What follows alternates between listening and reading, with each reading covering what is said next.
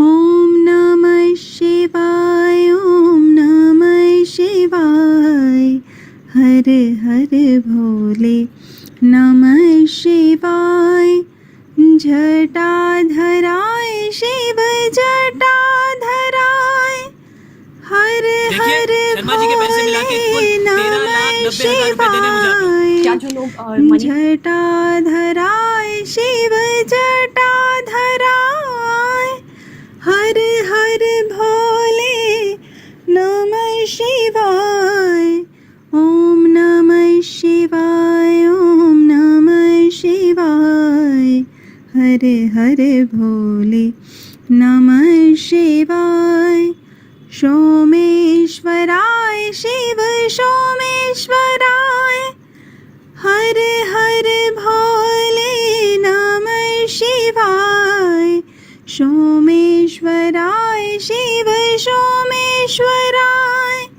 हर हर भोले नमः शिवाय।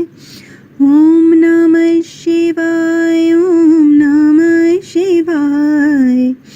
हर हर भोले नमः शिवाय। विश्वेश्वराय श्रीम विश्वेश्वराय। हर हर भोले नमः शिवाय। विश्वेश्वराय शिव विश्वेश्वराय। हर हर भोले नमः शिवाय। ओम नमः शिवाय, ओम नमः शिवाय। हर हर भोले नमः शिवाय। कोटेश्वराय शिव कोटेश्वराय। हर हर भोले नमः शिवाय। कोटेश्वराय शिव कोटेश्वराय। हर हर भोले नमः शिवाय। ओम नमः शिवाय, ओम नमः शिवाय। हर हर भोले नमः शिवाय। ओम नमः शिवाय, ओम नमः शिवाय। हर हर भोले नमः शिवाय। श्री गणेशाय नमः। राम राम हरे हरे, हरे राम राम राम हरे हरे। गणेशाय नमः। अथ श्री मधुराष्टकम्। अधरं मधुरं वदनं मधुरं नयनं मधुरं हसितं मधुरं हृदयं मधुरं गमनं मधुरं मधुराधिपतेरखिलं मधुरं वचनं मधुरं चरितं मधुरं वसनं मधुरं वलितं मधुरं चलितं मधुरं भ्रमितं मधुरं मधुराधिपतेरखिलं मधुरं वेणुर्मधुरो रेणुर्मधुरः पाणिमधुरः पादो मधुरो नृत्यं मधुरं सख्यं मधुरं मधुराधिपतेरखिलं मधुरं गीतं मधुरं पीतं मधुरं भुक्तं मधुरं सुप्तं मधुरं रूपं मधुरं तिलकं मधुरं मधुराधिपतेरखिलं मधुरं कर्णं मधुरं तरणं मधुरं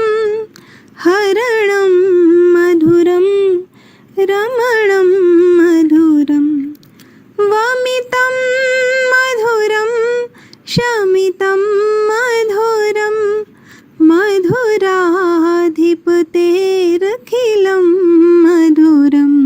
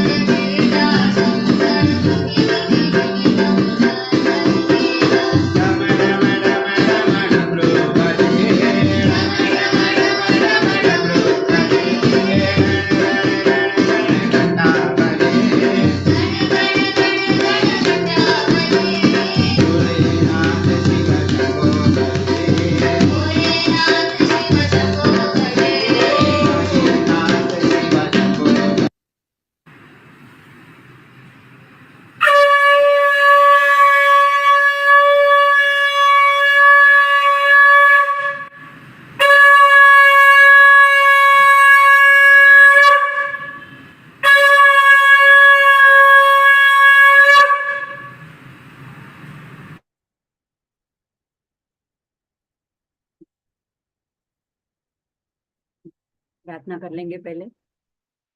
मुझे लगता है रिकॉर्डिंग स्टार्ट हो गया होगा। शुक्लांबरं धरं विष्णु शशिवर्णं चतुर्भुजं प्रसन्नवदनं ध्यायेत् सर्वविघ्नोपशान्तयेत्। सरस्वती नमस्तुभ्यं वरदे कामरूपिणी विद्यारंभं करिष्यामि सिद्धिर्भवतु मे सदा। गुरुर्ब्रह्मा गुरुर्विष्णु गुरुर्देवो महेश्वरा गुरुर्साक्षात् परब्रह्म तस्मै श्री गुरवे नमः। ईश्वरो गुरुरात्मेति मूर्तिभेद विभागिने व्योमवद्व्याप्त देहाय दक्षिणामूर्तये नमः। श्री विद्यां परिपूर्णमेरुशिखरे बिंदु त्रिकोणे स्थितां वागीशादिसमस्तभूतजननीं मंचे शिवाकारके कामाक्षीं करुणारसार्णवमयीं कामेश्वराङ्कस्थितां कान्तां चिन्मयकामकोटिनिलयां श्रीब्रह्मविद्यां भजे श्रीब्रह्मविद्यां भजे। आप सभी साधकों के हृदय में विराजित राज राजेश्वरी माँ भगवती श्री ललिता त्रिभुवन सुंदरी को प्रणाम, बड़ों को वंदन। जय श्री मात्रे नमः, जय श्री कृष्ण। आज हम संकष्टी है तो शुरू में गणेश स्तोत्र का पाठ, संकट नाशन गणेश स्तोत्र का पाठ करेंगे। अधिकतर लोगों को तो यह ज्ञात ही होगा, इसका एक खास कारण है, वो पाठ करने के बाद बताऊंगी। प्रणम्य शीर्षा देवं गौरीपुत्रं विनायकं भक्त्वा स्मरे नित्यम् आयुकामार्थसिद्धये। प्रथमं वक्रतुण्डं च एकदन्तं द्वितीयकं तृतीयं कृष्णपिङ्गाक्षं गजवक्त्रं चतुर्थकं लम्बोदरं पंचमं च षष्ठं विकटमेव च सप्तमं विघ्नराजेन्द्रं धूम्रवर्णं तथाष्टमं नवमं बालचन्द्रं च दशमं तु गजाननम् एकादशं गणपतिं तु द्वादशं तु गजाननं द्वादशैतानि नामानि त्रिसन्ध्यं य पठेन्नर न च विघ्नभयं तस्य सर्वसिद्धिकर प्रभु। विद्यार्थी लभते विद्या धनार्थी लभते धनं पुत्रार्थी लभते पुत्र मोक्षार्थी लभते गतिं जपेत् गणपति स्तोत्रं षड्भिर्मासैः फलं लभेत् संवत्सरेण सिद्धिं च लभते नात्र संशय। अष्टभ्यो ब्राह्मणेभ्यश्च लिखित्वा य समर्पयेत् तस्य विद्या भवेत् सर्वा गणेशस्य प्रसादत। इति श्री नारद पुराणे संकट विनाशन श्री गणेश स्तोत्रम संपूर्णम। अभी ये नारद पुराण में स्तोत्र आया हुआ है और पिछले 2 दिनों के पहले ही प्रतिपदा को नारद जयंती मनाई गई। गुजराती और महाराष्ट्र के हिसाब से वैशाख कृष्ण और नहीं तो ज्येष्ठ कृष्ण। तो ये प्रतिपदा को नारद जयंती, तो नारद मुनि को याद करके, और आज संकष्टी भी है तो ये स्तोत्र का हमने पाठन किया। अब नार, ये नारद के नार शब्द का अर्थ है पानी और द यानी देने वाला। तो कौन सा जल? भक्ति रूपी जल जो सबको दिलाते हैं और सबकी प्यास बुझाते हैं, ऐसे जो है नारद मुनि, तो जो सभी मुनियों में श्रेष्ठ माने जाते हैं, इसलिए उनको देवर्षि कहा जाता है और उनकी इतनी महिमा है। हालांकि हमारे कुछ चलचित्रों में उनको बहुत कलह करने वाले ऐसे व्यक्ति के रूप में चित्रित किया गया है, जो कि अवमान है उनका, क्योंकि भगवान ने गीता में स्वयं कहा है कि देवर्षिणाम नारदम, तो सब देवर्षियों में मैं नारद हूँ, तो भगवान की विभूति है। ऐसे नारद जो दिव्य संदेश वाहक है, जो सभी के दूध बनते हैं, जिनको त्रिकाल ज्ञाता बोले जाते हैं, और जो वेद उपनिषद के मर्मज्ञ है, देवताओं से पूजनीय है, सारी विद्याओं के मर्मज्ञ है, योग बल से संपूर्ण लोकों में कहीं भी आवागमन कर सकते हैं, और त्रिलोकी में जो कुछ भी घटित हो रहा है उसका सारा विवरण उनको पता होता है। तो ऐसे जो नारद मुनि जो हमेशा धर्म का प्रचार करते हैं, कीर्तन भक्ति के तो जो मूर्तिमंत हैं, और जिन्होंने नारद भक्ति सूत्र भी लिखा है, जिसमें उन्होंने 84 सूत्रों में भक्ति का पूरा विवरण दिया हुआ है। तो ऐसे नारद मुनि जो अगर ना होते तो हमें शायद रामायण, वाल्मीकि रामायण प्राप्त ना हुआ होता, ऐसा कहा जाता है। जैसे उन्होंने वाल्मीकि को प्रेरणा किस दी, राम नाम का मंत्र दिया, तो उसमें से वो महान ऋषि बने और रामायण उन्होंने उसके दृष्टा बने, उन्होंने लिखा। ऐसे ही व्यास जी को अगर उन्होंने अगर नहीं प्रेरित किया होता तो हमें भागवतम भी ना मिला होता। ऐसे ही ध्रुव और प्रहलाद के भी वे गुरु थे। तो ऐसे नारद मुनि को तो सभी लोग जाते हैं, ये सारी बातें तो सभी को पता है, लेकिन ललितोपाख्यान में भी उनका संदर्भ आता है और वहां पे भी उनकी बहुत बड़ी भूमिका है। तो देखते हैं कि वहां पे नारद मुनि किस तरह से ये ललिता के प्रागट्य में एक भूमिका निभाते हैं। तो जब बंडासुर ने, अभी जरूरत नहीं है राजीव जी, अभी थोड़ा इनके बारे में बताऊंगी, उसके बाद में आप पीडीएफ कर देना। तो भंडासुर के आतंक से सभी देवता परेशान थे, और एक बार देवर्षि नारद ये इंद्र के यहाँ आए और इंद्र ने अपने दुख का उपाय पूछा। तो नारद ने कहा, भंडासुर ये बहुत महाबलशाली और उसका तेज भी बहुत है, तो उसका तेज दूर करना आवश्यक है, लेकिन आप ये नहीं कर सकते क्योंकि उसको बहुत सारे वरदान मिले हुए हैं। शिव जी के द्वारा ये वरदान प्राप्त कि जो उसके सामने युद्ध करने आएगा उसकी आधी शक्ति वो उसके बंडासुर में अंदर चली जाएगी। तो नारद जी ने उनको उपाय बताया कि आप पराशक्ति को प्रसन्न कीजिए। उनको प्रसन्न किए बिना आप कितनी अन्य प्रकार की अन्य करोड़ों तपस्याओं करोड़ों कल्पों तक भी करेंगे तो भी आप उनको भंडासुर को मात नहीं कर सकते हैं। तभी इंद्र को कहा कि आप शत्रु के उदय होने से पहले देवी माँ को प्रसन्न करो, वही तुम्हारा कल्याण करेंगी। तो इस तरह उन्होंने प्रेरणा करी और सारे देवता बाद में हिमालय में चले गए, कठिन तपश्चर्या करी उन्होंने।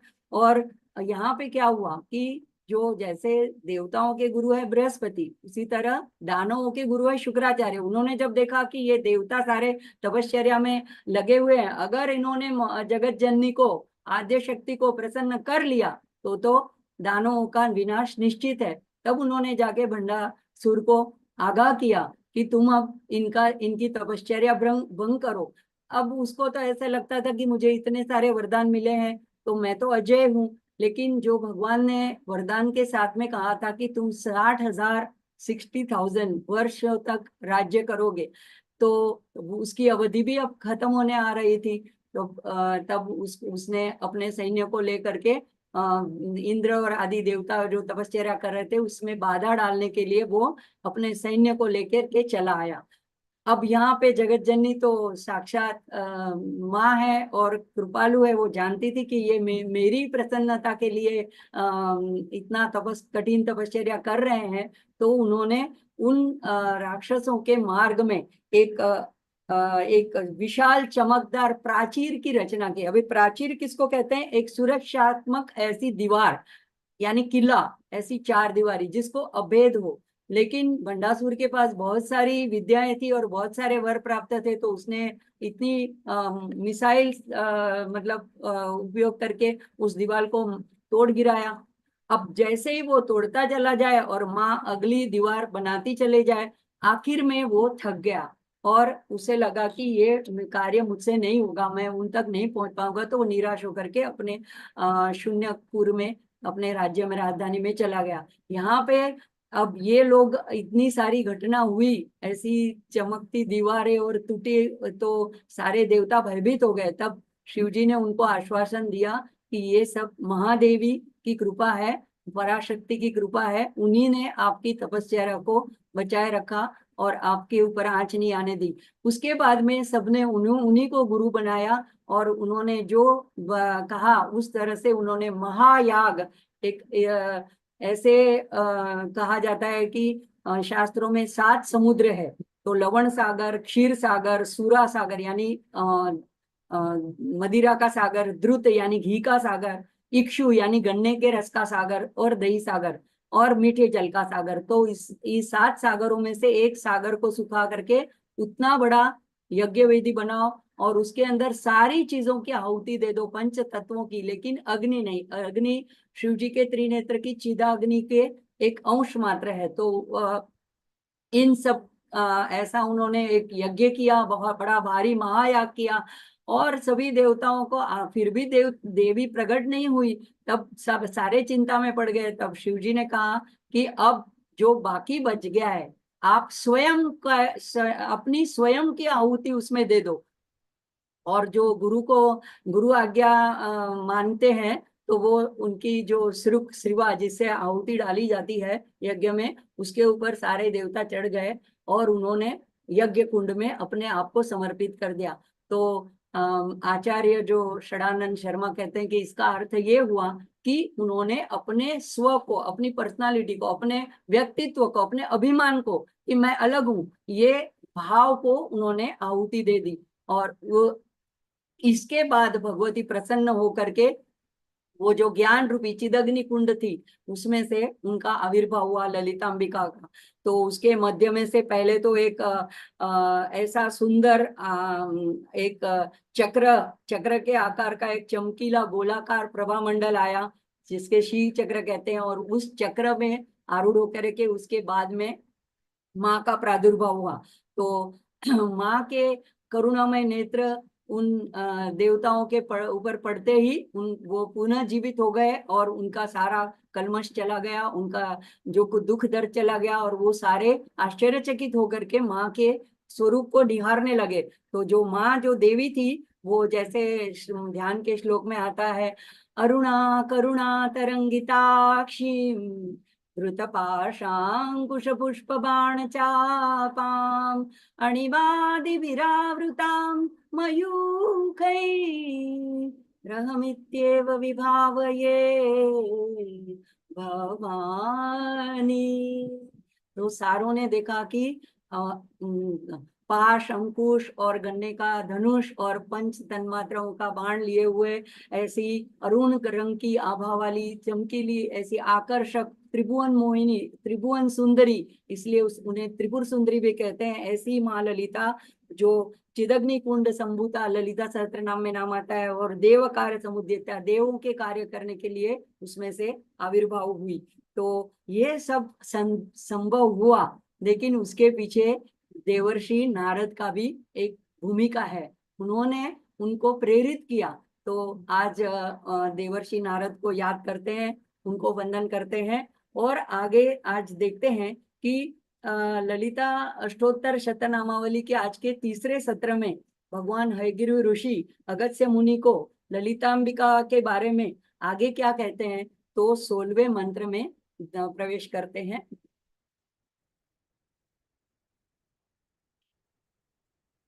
तो 16वां मंत्र है सुपक्वदाड़िमि बीज रदनायै नमो नमः। तो ओम अगर आप लगाना चाहो तो लगा सकते हो, नहीं लगाओ तो बाकी के जो शब्द हैं, सुपक्वदाड़िमि बीज रदनायै नमो नमः, ये 16 अक्षर जो है वो षोडशी मंत्र कहलाते हैं। हमने पहले सत्र में देख लिया था। तो ये सारे नाम माँ के एक एक तत्व का वर्णन भी करते हैं, साथ में ये षोडशी मंत्र रूप भी है। तो यहाँ पे अब पहला जो नाम हमारे सामने आता है आज का, सुपक्व दाड़िमी बीज रदनायै नमो नमः। सुपक्व, अच्छी तरह से पका हुआ, दाड़िमी, दाड़िम पोमेग्रेनेट जिसको बोलते हैं, उसके बीज जो होते हैं, और सभी ने देखे हुए उसके अंदर के जो बीज होते हैं रक्त वर्ण के भी होते हैं, और बीच में मध्य में थोड़ा श्वेत वर्ण भी होता है। ऐसे रदनाये, ऐसे दंत, दांत, रदन यानी दांत, ऐसे दांत पंक्ति वाली मन। अब ये देखो दंत पंक्ति कब खुलकर दिखती है, अगर मुंह बंद हो तो दंत पंक्ति नहीं दिखती है। तो यानी यहाँ से एक संकेत है कि माँ की मंद मंद मुस्कान हो रही है, ऐसा माँ का एक चेहरा, ऐसा माँ का एक विग्रह सामने है। तो उस दंत पंक्ति को नमो नमः। तो यहाँ पे कहते हैं कि दाढ़ी में एक इसको माँ को दाढ़ी में बीज के जो बीज होते हैं उसके साथ में उनके दंत पंक्ति की यहाँ पे तुलना की गई है। तो दाढ़ी का बीज जो होता है उसमें हमने देखा है रक्त वर्ण और श्वेत वर्ण दोनों रंग उसमें मिश्रित होते हैं, ऊपर ऊपर से लाल होता है बीच बीच में। तो अब इस नाम का इसके आगे के नाम से भी थोड़ा संदर्भ हमें मिलता है कि पहले आगे के नाम में आया था कि माँ ने तांबुल को चर्वण किया है।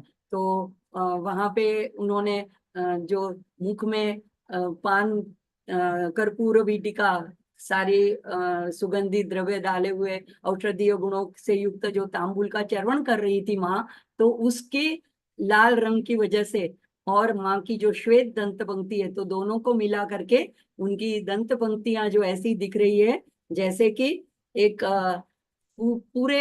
पूर्ण पके हुए अच्छे सुपक्व ऐसे दाड़िम के बीज के जैसी दोनों दंत पंक्तियां दिख रही है।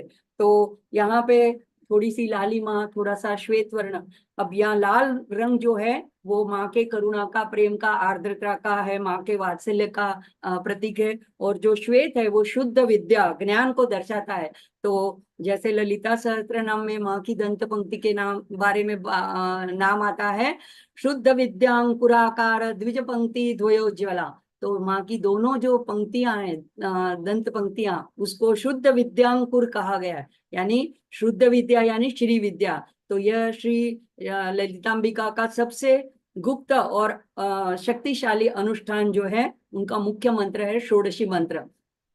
तो जो पंचदशी मंत्र है उसमें अगर एक आगे श्रीम लगा देते हैं बीज तो हो जाता है 16 अक्षरों वाला षोडशी मंत्र।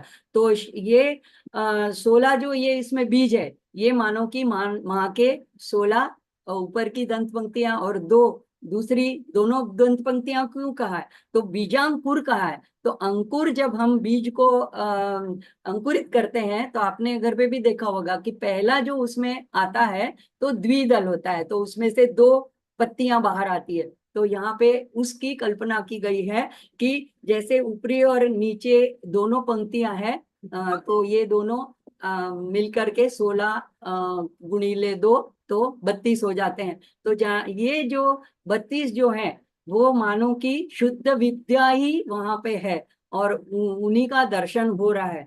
तो और दूसरा उसका संदर्भ ऐसा भी है कि ऊपर की और नीचे की पंक्तियां अलग अलग होते हुए भी आंतरिक रूप से तो वो मुंह में जुड़ी हुई है। तो इसी तरह से जीव और शिव यानी जीवात्मा हम और परब्रह्म परमात्मा परब्रह्म स्वरूपिणी माता, हमको लगता है कि हम दोनों अज्ञान के वश की दोनों हम अलग अलग हैं, लेकिन जबकि हम दोनों एक ही हैं, जुड़े हुए।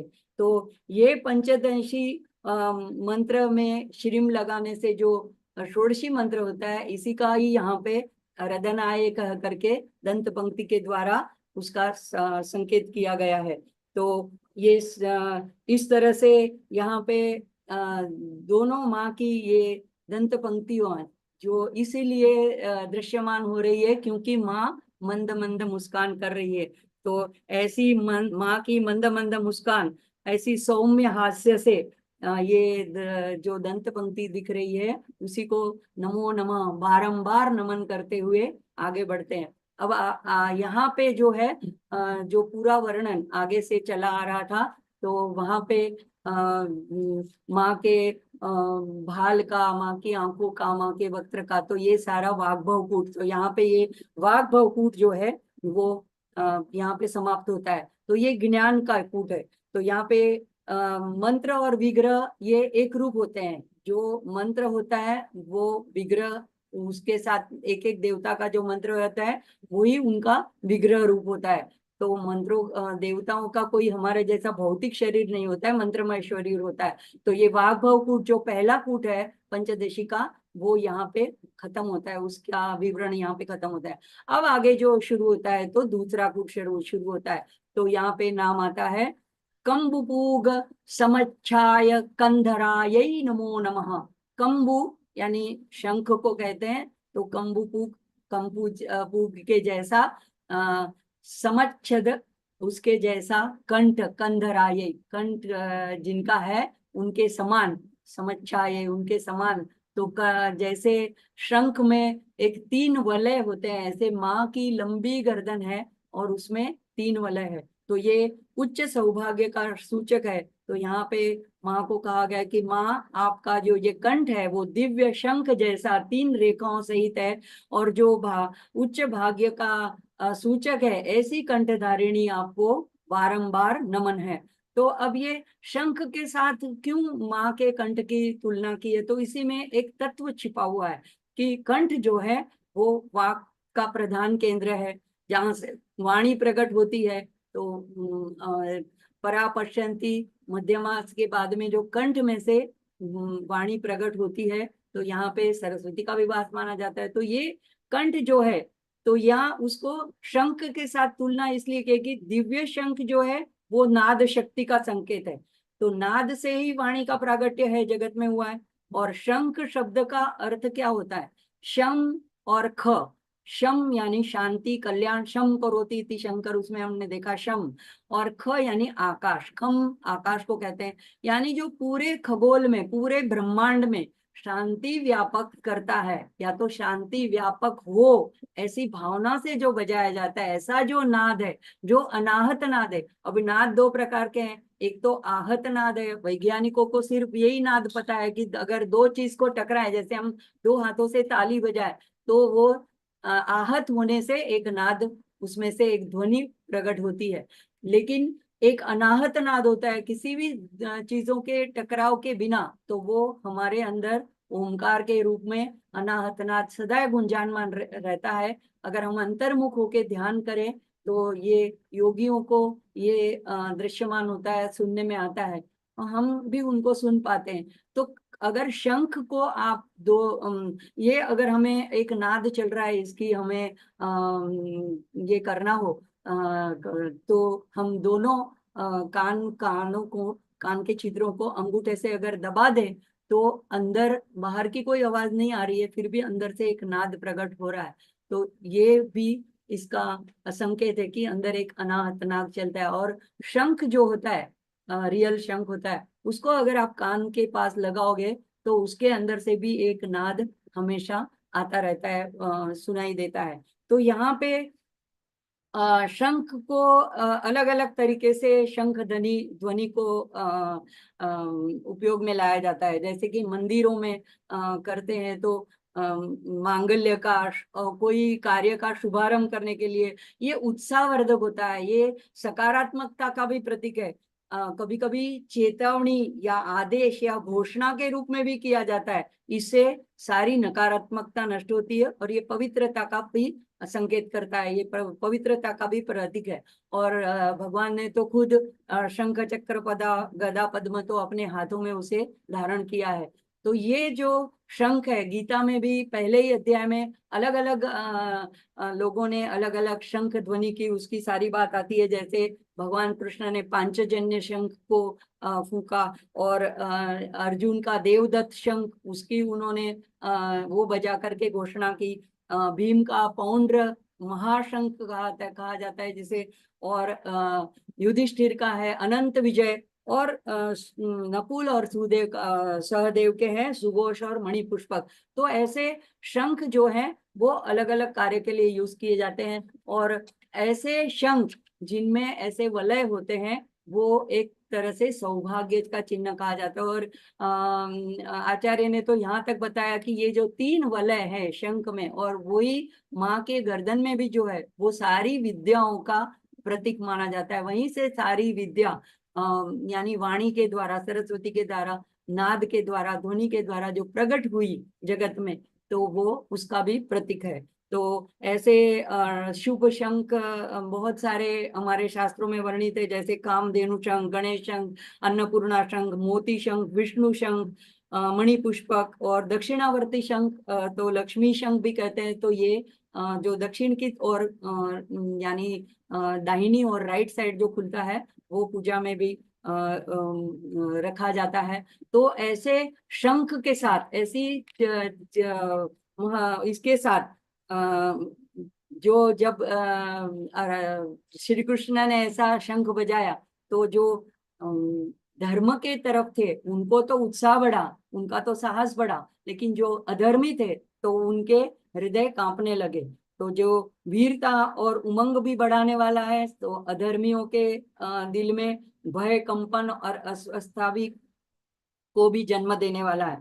अब यहाँ से जो मध्य कूट का प्रारंभ हुआ तो हम माँ के अंगों को हम सामान्य व्यक्ति के जैसे हमारे भौतिक शरीरों के अंग के समान ना गिने, ये दिव्य अंग होते हैं और उनके पीछे एक एक मंत्र शक्ति होती है जिसको हमें ये मंत्रों के द्वारा, इन नामों के द्वारा जगानी है। तो हमारे कंठ में जो हमारा विशुद्धि चक्र है, तो ऐसे मंत्र, ये ऐसा नाम जाप करने से हम माँ से जैसे कि प्रार्थना कर रहे हैं कि हमारे भी कंठ का ये विशुद्धि चक्र आप शुद्ध कीजिए, उसे जागृत कीजिए।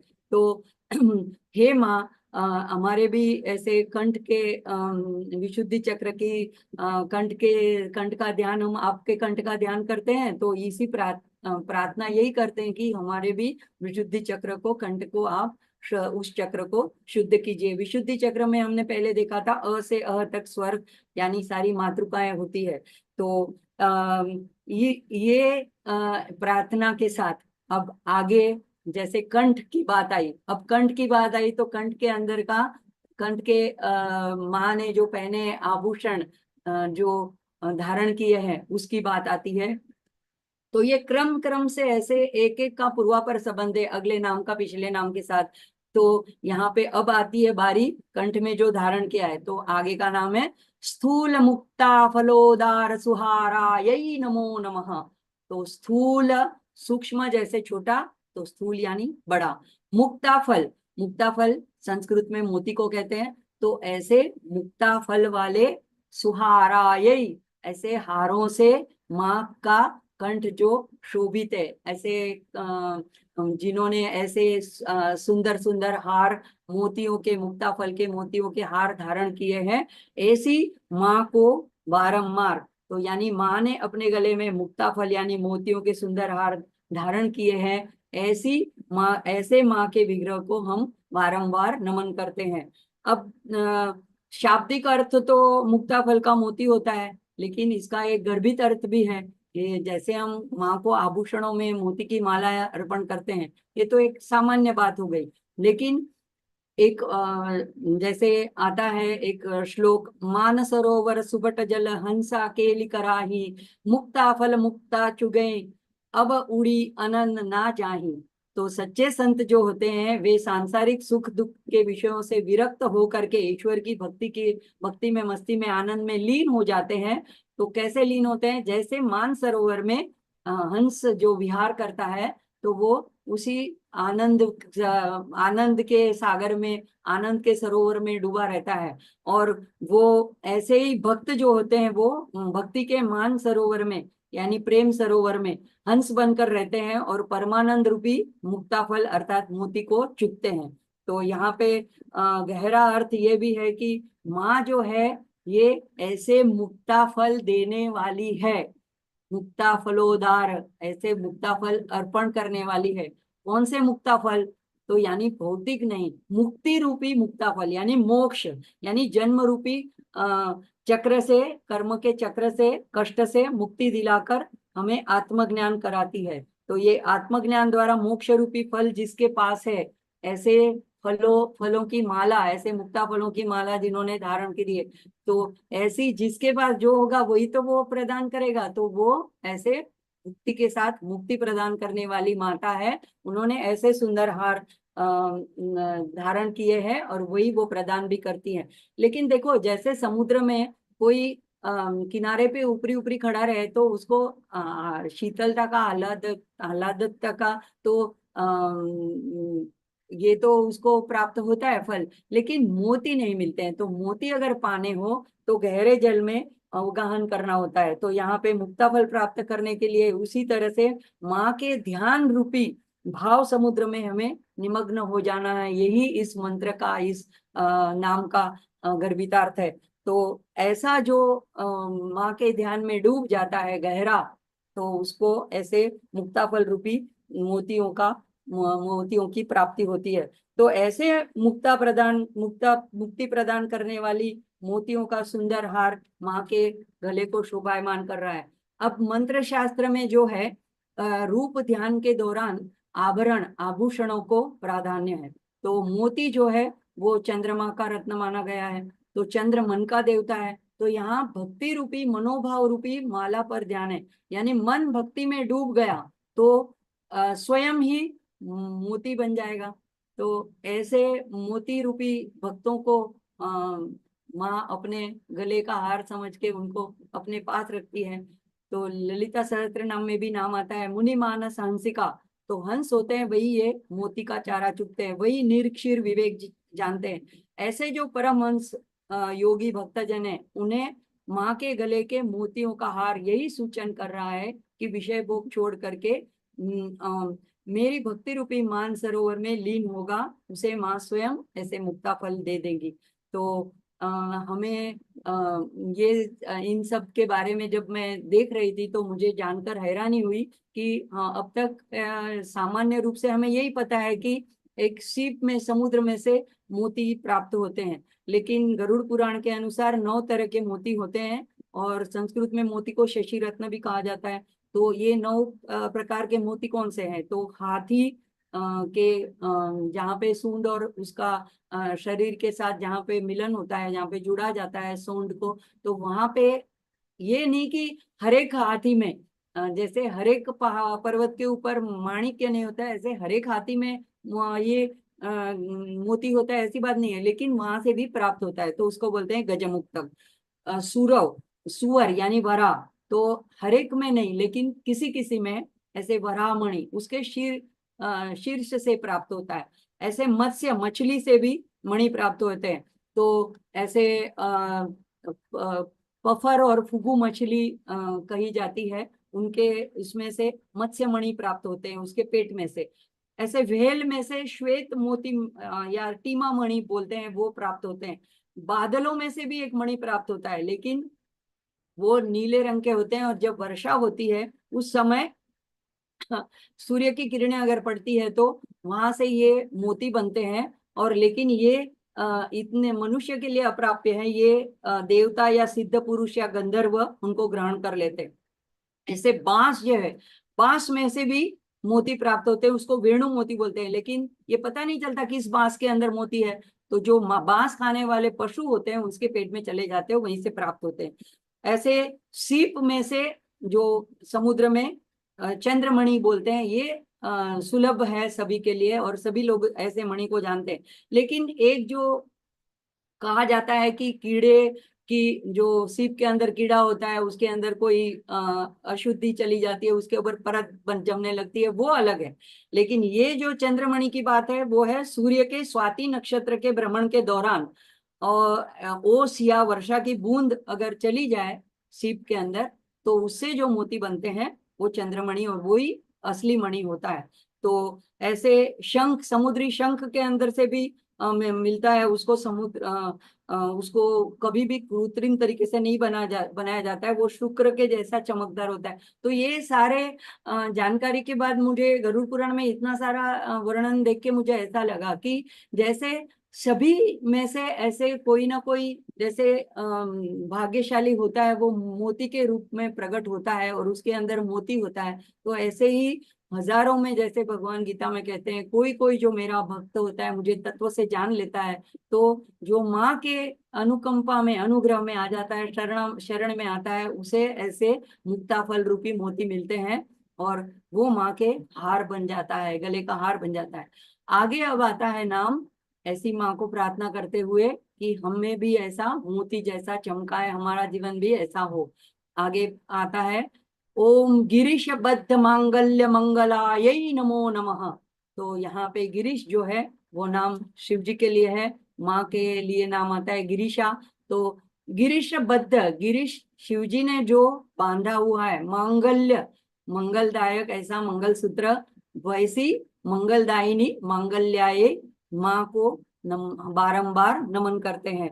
तो ये गिरीश शब्द से ऐसे संकेत मिलता है कि जो पर्वतों की गिरी यानी पर्वत, पर्वतों के जो स्वामी है, तो वहां पे यानी हिमालय के जो पर्वत पे निवास है और सभी के स्वामी है, उन्होंने जो माँ के गले में, तो गले की बात आ रही है अभी, वाग्भव बूट के बाद ये कामराज कूट की बात चल रही है, मध्य कूट की बात चल रही है, तो यहाँ पे अभी ये दूसरा आभरण जो माँ के गले का खास आवरण माना जाता है, आभूषण माना जाता है, वो है मंगलसूत्र।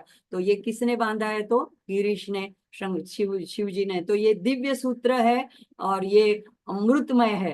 तो ये ऐसे भी कहा जाता है कि शिव जी ने जब विष प्राशन किया लोक कल्याण के लिए, जगत कल्याण के लिए, तो उनको ये विष की बाधा क्यों नहीं हुई? क्योंकि सौंदर्य लहरी में ऐसे आचार्य ने लिखा है, क्योंकि माँ के गले में उन्होंने मंगलसूत्र जो बांध रखा है, तो ये प्रतीक है कि माँ शाश्वत सुहागिनी है, सौभाग्यवती, और माँ उनके अर्धनारीश्वर रूप में उनके अंदर ही है, तो माँ अमृतमयी है। तो इसी से उनको उस विष की बाधा नहीं हुई। तो ऐसा ये जो मंगल सूत्र है, वो माँ शिव शक्ति एक रूपिणी है, तो गिरीश के साथ बद्ध है और मांगल्य की दात्री है। ये मंगल सूत्र शुभता का, पवित्रता का प्रतीक है। तो जैसे सप्तशती में भी आता है, सर्व मंगल मांगल्ये शिवे सर्वार्थ साधिके शरण्ये त्र्यंबके गौरी नारायणी नमोस्तुते। तो 11वें अध्याय में सभी देवता नारायणी की स्तुति करते हैं, तब उनको कहते हैं आप सब मंगलों का भी मांगल्य और सर्वार्थ साधिके, चारों पुरुषार्थ को साध्य करने वाले हो।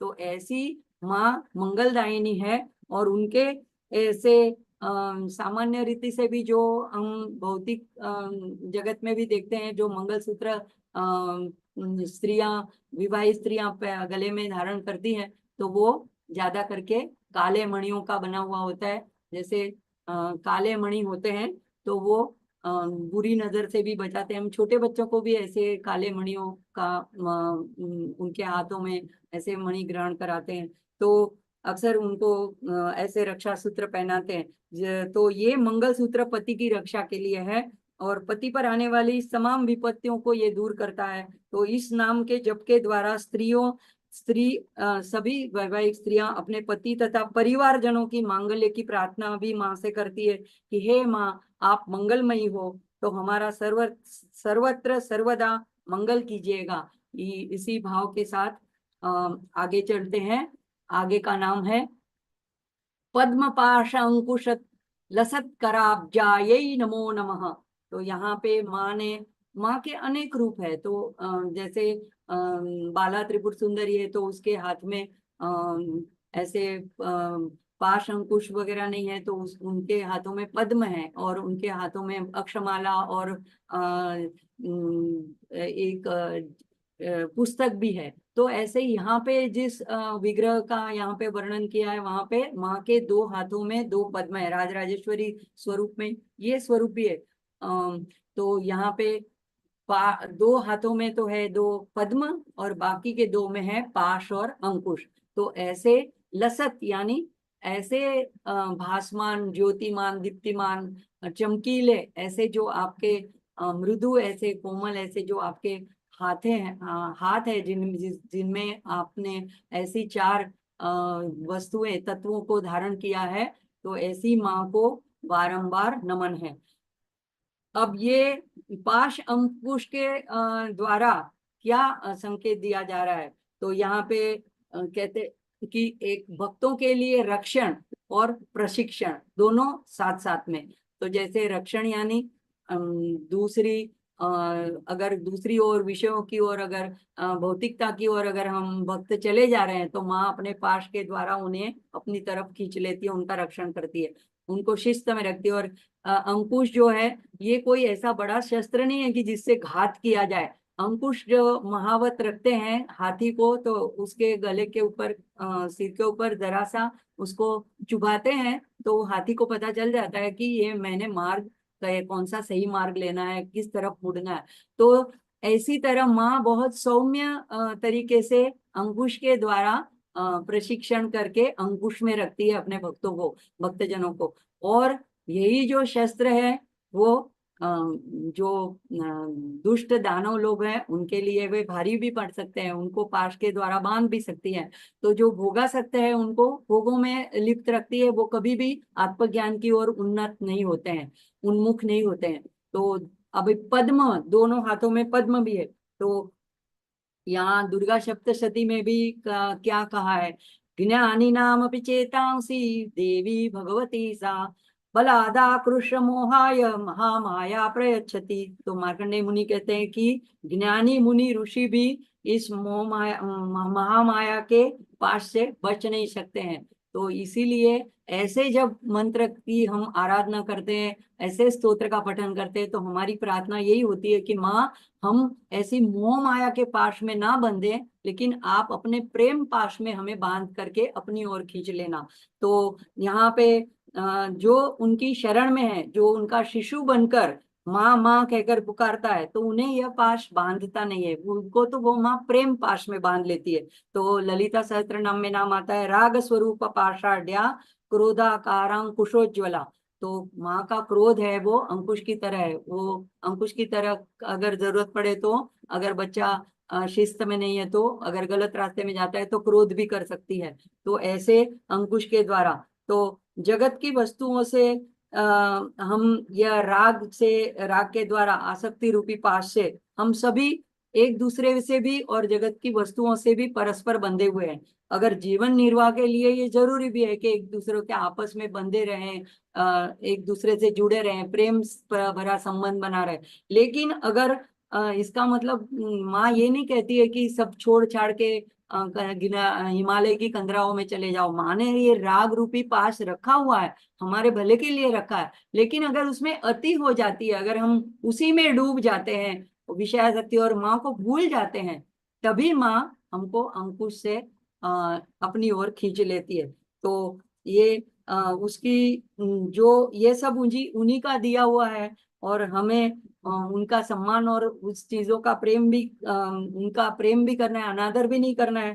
तो उससे, लेकिन उससे आसक्त भी नहीं होना है। तो जैसे जब ऐसा हम अभ्यास अभ्यास करते हैं कि सभी के साथ प्रेम से जुड़े रहते हैं लेकिन उसमें आसक्त नहीं होते हैं, तो माँ अपने प्रेम पाश में बांधकर उसे, उन भक्तों को अपनी ओर खींच लेते हैं।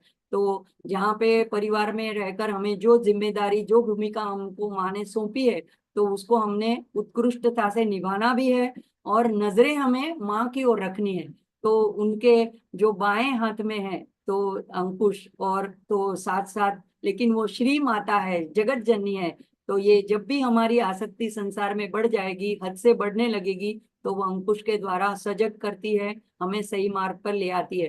तो एकमात्र शस्त्र जैसा लगता है, लेकिन शास्त्र में कहा है कि उसकी नोक, जो नुकीली नोक होती है, उसके ऊपर एक अमृत बिंदु होता है। तो जब वो चुभाती है तो वो अमृत बिंदु जो है वो चला जाता है शरीर के अंदर।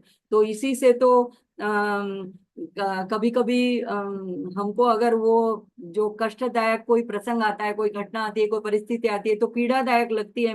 हमें लगता है जैसे हमें मार पड़ रही है, लेकिन उसके अंदर भी माँ की करुणा कृपा छुपी होती है, उसके अंदर भी वो अमृत छुपा हुआ रहता है। तो तभी तो सप्तशती के शक्रादय स्तुति में देवता गण यही कहते हैं कि माँ, हमने ऐसी माँ नहीं देखी कि जो हृदय दया और समर में निष्ठुरता, लेकिन दोनों एक साथ में। आप अगर जिन दैत्यों को मारती भी हो, हनन भी करते हो, तो उनको भी स्वर्ग प्राप्ति हो जाती है, उनके भी पाप नष्ट हो जाते हैं।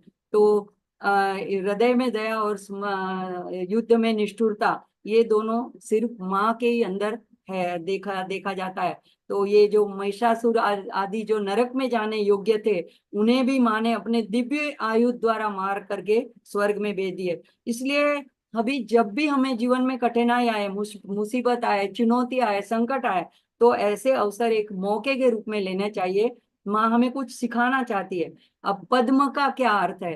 तो पद्म जो है वो ज्ञान का, सद्गुण का प्रतीक है। और दो पद्म है तो ये धर्म का भी प्रतीक है। तो ये कोमलता का, सुगंधता का, पूर्णता का, विकसन का, पुनर्जीवन का भी प्रतीक है। तो ऐसे पद्मों को माँ ने धारण करके रखा है, जिससे हम उनकी प्रार्थना करें कि यह माँ, हमारा भी जीवन ऐसे पद्म जैसा शुद्ध, पवित्र और संसार से अलिप्त ऐसा आपकी तरफ बढ़ते जाए, ऐसा हो। तो आगे देखेंगे।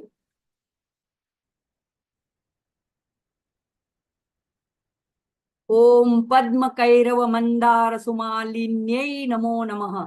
अब जो पहले तो बात आई कि मुक्ता फलों वाला हार है, फिर उसके बाद में मंगलसूत्र की बात आई, उनके बाद में आयुधों की बात आई। लेकिन ये बात नहीं है, माँ ने फूलों की माला भी माँ धारण करती है। तो ये पद्म जो है वो एक प्रकार का ऐसा कमल है कि जो सूर्य प्रकाश में खिलता है। कैरव जो चांदनी में खिलता है, वो भी एक प्रकार का कमल है। और मंदार जो है वो हम जो समझते हैं, यहाँ पे पृथ्वी का वो मंदार नहीं है, यहाँ पे शास्त्र में उसको स्वर्गीय कहा गया है, कल्प वृक्ष के समान कहा गया है। तो ये कैरव सफेद कमल को कहते हैं। तो ये सारे पुष्प सुगंधित हैं, और ऐसा कहा जाता है कि ये सचमुच में तो ये अपनी सुगंध प्राप्त करने के लिए माँ के विग्रह के पास चले जाते हैं, कि उनकी माँ जो, माँ से विग्रह से जो सुगंधी प्रसारित होती है, वो पाने के लिए वो आलालायित रहते हैं, और वो माँ के गले का हार बन जाते हैं। तो ऐसे माँ ने विभिन्न कुसुमों से बनी सुंदर दिव्य मालाएं धारण की है, और जिनमें से ये प्रमुख लाल कमल, श्वेत कमल, मंदार की माला, ऐसी माँ को वारंवार नमन है। तो यहाँ पे ये जो कमल है, तो ये आगे हमने देखा कि सात्विकता का, ज्ञान का, पवित्रता का, अलिप्तता का प्रतीक है। तो ये कांची की कामाक्षी देवी का वर्णन है, उन्हें कमलों की माला अधिक प्रिय है। यहाँ पे मुंबई में भी जो महालक्ष्मी मंदिर है, वहां पे भी कमल के कलियों की, कमल की मालाएं अर्पण की जाती है, कमल के फूल अर्पण किए जाते हैं। तो ये शिव जी को मंदार पुष्प शिव जी को भी बहुत प्रिय है, और शिव पंचाक्षर स्तोत्र में भी आता है, मंदाकिनी सलिल चंदन चर्चिताय नंदीश्वर प्रमथनाथ महेश्वर, बाद में आता है मंदार पुष्प बहुपुष्प सुपूजिताय तस्मै मकाराय नमः शिवाय। तो मंदार पुष्प ये ऐसा पुष्प है जो दोनों को पसंद है। तो ये ऐसे दिव्य पुष्प, स्वर्गीय पुष्प, कल्प वृक्ष के पुष्प भी जिसको माने जाते हैं, ऐसे श्वेत मंदार के मूल में श्री गणेश का वास भी कहा गया है। तो अगर उसके मूल को निकाला जाए, अगर बहुत पुराना मंदार वृक्ष है, छोटा सा पौधा नहीं लेकिन बड़ा सा वृक्ष है, और उसके मूल में उसको खनन करके अगर निकाला जाए तो दाहिनी और मुड़ी हुई सूंड वाली, जिसको सिद्धि विनायक कहते हैं, ऐसी गणेश जी की आकृति वहां पे बनी हुई रहती है प्राकृतिक रूप से, और उसकी पूजा भी की जाती है। तो ऐसे अहमदाबाद के एक वैद्य के पास हमने स्वयं ऐसे विग्रह के दर्शन किए थे, और जिनकी सूंड दाहिनी और मुड़ी हुई थी, और वो हमेशा अपने पास रखते थे। तो जब हम कैलाश मानसरोवर की यात्रा के दौरान वो हमारे साथ थे, तो जब कोई एक भी परत निकालने की हिम्मत नहीं कर पा रहा था, जब 3 दिन कैलाश पर्वत की जो प्रदक्षिणा करते हैं उस वक्त, और हमको ज्यादा बोझ भी नहीं उठाना होता है, सिर्फ एक जोड़ी वस्त्र साथ में लेने होते हैं, तो तब उस वक्त भी वो जो वैद्य थे वो इतनी कड़ी ठंड में भी सुबह 4 बजे उठ करके स्नान करते थे, और एक वस्त्र में रह करके वो अपने वो गणेश जी की जो विग्रह था उसकी पूजा करते थे।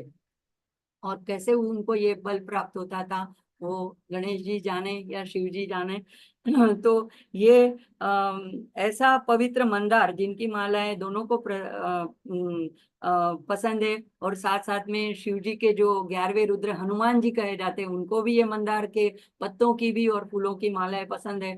तो ये ऐसे पत्ते और फूलों की माला सभी को चढ़ती है। तो ये ऐसी माँ को हम वारंवार प्रणाम करते हैं। और पद्म जो देखा तो ये माँ का आसन भी बनता है, माँ अपने हाथों में भी धारण करती है, मालाओं के रूप में भी अंगीकार करती है, और इसीलिए उसको सु यह विशेषण लगाया गया है।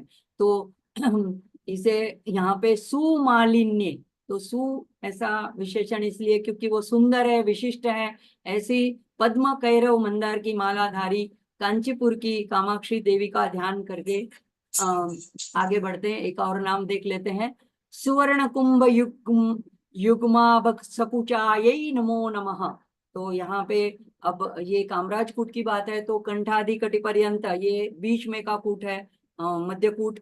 तो यहाँ पे पंचदशी का दूसरा विभाग है। तो यहाँ पे अब ये सुवर्ण कुंभ युग्म कुचाये, कुचे यानी माँ के वक्षस्थल, और युग्म दोन, तो ऐसे सुवर्ण के कुंभ जैसे, घड़ों जैसे, तो यहाँ पे माँ के 2 सुवर्ण कुंभ जैसे सुंदर वक्षस्थल का वर्णन है। देखिए, मैं बार बार ये बात दोहराती हूँ कि यह माँ के मंत्रात्मक विग्रह के बारे में चर्चा हो रही है। वाग्भव कूट वो धर्म प्रधान था, और यहाँ पे जो अब ये बीच का मध्य कूट है, कामराज कूट है, ये अर्थ और काम प्रदान करने वाला है। तो कामनाओं की पूर्ति के लिए, अर्थ संपादन के लिए यह कूट की इस कूट की आराधना की जाती है, उसका मंत्र जप किया जाता है। तो ललिता सहस्त्रनाम में भी आता है कंठाद कटि पर्यंत मध्य कूट स्वरूपिणी। तो जहाँ सुंदर मालाओं का वर्णन आया, वहां अब वही माँ के मंगलमय विग्रह में सुंदर 2 वक्षस्थलों का ध्यान किया गया है। ये 2 वक्षस्थल जगत के लिए अन्न स्थान है, आहार स्थान है। माँ जगत जननी है, श्री माता है, इसलिए माँ के वक्षस्थल पूरे ब्रह्मांड को पोषण प्रदान करते हैं। तो यहाँ पे माँ के विश्व विग्रह की बात है, एक तो मंत्रात्मक विग्रह होता है, एक तो विश्व विग्रह भी होता है। तो यहाँ पे विश्व विग्रह की बात है। तो माँ का स्वरूप कैसा है, तो मरकतमणि कांति समान है, यानी माँ का ऐसा आभामान है। लेकिन यहाँ पे जो कुंभ की बात है, वक्षस्थल की बात है, उसको सुवर्ण एक तुलना की गई है, उसको सुवर्ण की आभा बताई गई है। तो यहाँ पे इसके द्वारा बताया गया है कि ये तेजोमय सुवर्णमय प्रकाशमय युक्त जो कुंभ है वो कुंभ नहीं है, वो चंद्र और सूर्य है। तो ये जो है, जो दोनों जो ब्रह्मांड को ऊर्जा देने वाले, प्रकाश देने वाले, शक्ति देने वाले और औषधि रूप से रस देने प्रदान करने वाले, जीवन शक्ति प्राण शक्ति देने वाले हैं, तो वो चंद्र और सूर्य की यहाँ पे बात की गई है। तो इस तरह चंद्र सूर्य की शक्ति द्वारा विश्व को, प्राणी मात्र को प्राणों की रक्षा के साथ साथ आहार पोषण का प्रतीक जो है वो इन दोनों के द्वारा दर्शाया गया है। और जगत को ये शक्ति जो है, जीवन है, ये आहार, ये प्रसाद के रूप में हमें माँ के द्वारा प्राप्त हो रहा है। तो इसलिए यहाँ पे ये दोनों को चंद्र सूर्य के रूप में बताया गया है। एक और गर्भित यह अर्थ ये भी है, मंत्र परक योग परक रूप से देखें तो, कि हमारे शरीर में 72,000 नाड़ियां हैं, उनमें से दो प्रधान जो हैं, सूर्य नाड़ी और चंद्र नाड़ी, तो ये दोनों नाड़ी प्राण शक्ति का संकेत देते हैं। तो योग शक्ति द्वारा इन्हीं दो नाड़ियों को जागृत किया जाता है, समसमान करके उन कुंडलिनी शक्ति को जागृत किया जाता है। तो यहाँ माँ के ये दिव्य स्वरूप में दो वक्षस्थल के रूप में इन सूर्य नाड़ी और चंद्र नाड़ी का भी संकेत किया जा रहा है। यानी यहाँ पे माँ प्राण स्वरूपिणी है। पहले देखा कि वो पोषण देने वाली जीवनदायिनी, और यहाँ पे ये प्राण स्वरूपिणी है। तो यहाँ पे ये सूर्य यानी पिंगला और दाहिनी ओर की होती है, और चंद्र नाड़ी जो बाईं ओर, जिसको ईड़ा कहते हैं, तो ये प्राणों का वहन करती है। तो ये इनके चलते, सूर्य नाड़ी के चलते हम नए कर्म करने की हमें प्रेरणा मिलती है, उत्साह प्राप्त होता है। और वहीं चंद्र नाड़ी के चलते मन ध्यान और एकाग्र होने में, ध्यान करने के लिए शांत होने में मदद होती है। तो इन नाड़ियों से हमारी श्वास प्रश्वास की प्रक्रिया चलती है। तो ये जीवन दायिनी है। तो यहाँ पे माँ प्राण शक्ति रूपिणी माँ का ध्यान किया जा रहा है, उन्हीं का संकेत दिया जा रहा है। तो यहाँ पे सुवर्ण कुंभ युग्म सकुचायै नमो नमः। तो ये एक देखो, हमारे सारे मंत्र रूप नाम ध्यान की अलग अलग विधि दर्शाते हैं। जब भी हम आकाश में भौतिक सूर्य चंद्र का दर्शन करते हैं तो हमें माँ के विग्रह को याद करके उनका ध्यान करें, इसीलिए ये सारे नाम बताए जा रहे हैं। तो उनका आभार प्रकट करें। जैसे प्रातः काल में सूर्य को अर्घ्य देते हैं, तो उन शास्त्र में ये विधि बताई गई है। पूर्णिमा के चंद्र को भी दूध का अर्घ्य दिया जाता है। आज संकष्टी है, तो यह भी चंद्रमा से जुड़ा व्रत है। तो यह सभी माँ के विश्व विग्रह की याद दिलाते हैं। तो ऐसे सुंदर भावों से युक्त इस नाम के साथ आज हम यहीं पे रुकेंगे, क्योंकि अगला नाम नहीं पूरा हो सकेगा। तो यहीं पे रुकते हैं और अपने सत्र को समाप्ति की ओर ले जाते हैं शांति मंत्र के साथ। ओम पूर्णमदः पूर्णमिदं पूर्णात् पूर्णमुदच्यते पूर्णस्य पूर्णमादाय पूर्णमेवावशिष्यते। ओम शांति शांति शांति। हरि ओम श्री गुरुभ्यो नमः। हरि ओम। माँ के चरणों में आज का सत्संग अर्पण करते हुए दुर्गा अर्पणमस्तु। सभी का आभार, सभी साधकों का आभार, मीर भाई का आभार जो मुझे ऐसे बार बार मौका देते रहते हैं, और राजीव जी का जिन्होंने आज मुझे टेक में हेल्प करी। सभी का आभार। जय श्री कृष्ण सभी को। जय माता जी। आज के यहाँ संकष्टी चतुर्थी के पावन अवसर पर संकट नाशन गणेश स्तोत्र का पाठ हुआ, और फिर माँ भगवती के यह जो अष्टोत्तर शतनामावली है उसके अलग अलग नामों का इतना विवरण के साथ, मानी इतना कहते हैं ना ऊंडाण पूर्वक डेप्थ में एक एक नाम के बारे में।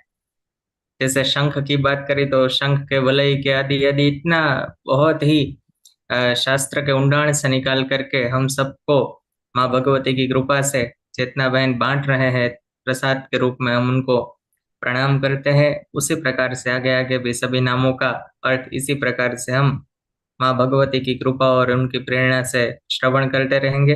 यही भावना है। सबको बहुत बहुत धन्यवाद। आइए सभी साथ मिलकर के भगवान महादेव का जय घोष करें। नमः पार्वती हर महादेव